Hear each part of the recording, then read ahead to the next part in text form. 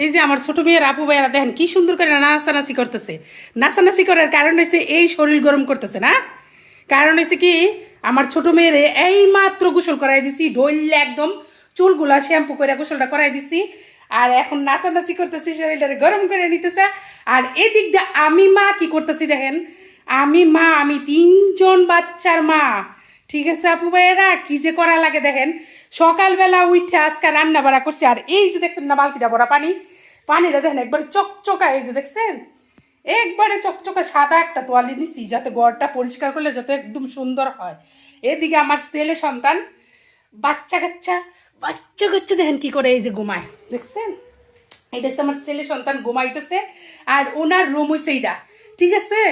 আমি জানি না আপু ভাইয়ারা, আপনারা বড় হয়তো মনে করবেন যে এই মহিলা এমন করে কেন, আমি গরিব মানুষ, তারপরও আমি বলতেছি যে বাচ্চা কাচ্চা যে কিভাবে মানুষ করতে হয়, কিভাবে পরিষ্কার পরিচ্ছন্ন রেখে মানুষ করতে হয়, এটা স্বভাবের আম্মু খুব ভালো জানে, ঠিক না আব্বা?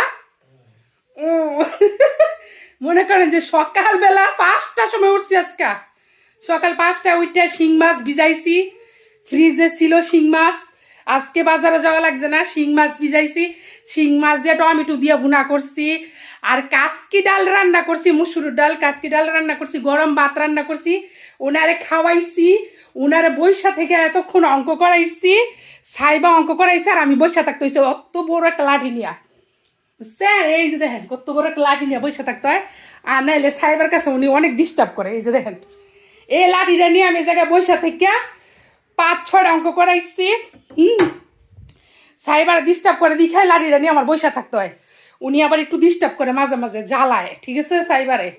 তো অঙ্কগুলা করাইয়া এখন শোয়া রাখছি যে আব্বা একটু রেস্ট থাকো, আমি একটু কাজ করে আসি, আমার একটু সুযোগ দাও।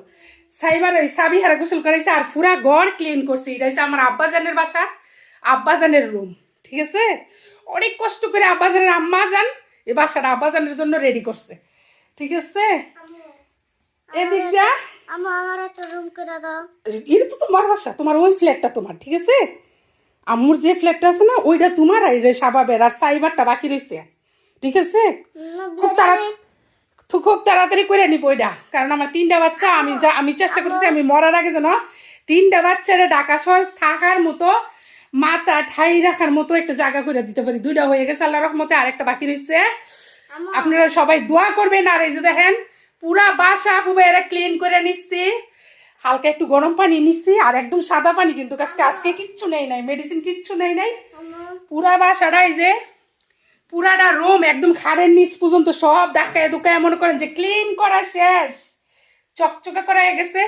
পুরাটা বাসা এখন ক্লিন করে নিব, ঠিক আছে আপু ভাইয়েরা। সাবাবের আপু সারাক্ষণ বলে বাসায় দেখি কি করো। আরে মিয়া কি যে করি, তোমার 3টা বাচ্চা পরিষ্কার পরিচ্ছন্ন রাখিয়া চালাই যেতেছি, এটাই তো বেশি। আমি নিজেও একটু অসুস্থ, ঠিক আছে আপু ভাইয়েরা। আপনারা সবাই ভালো থাকবেন, আল্লাহ হাফেজ। আর আপুর জন্য দোয়া করবেন।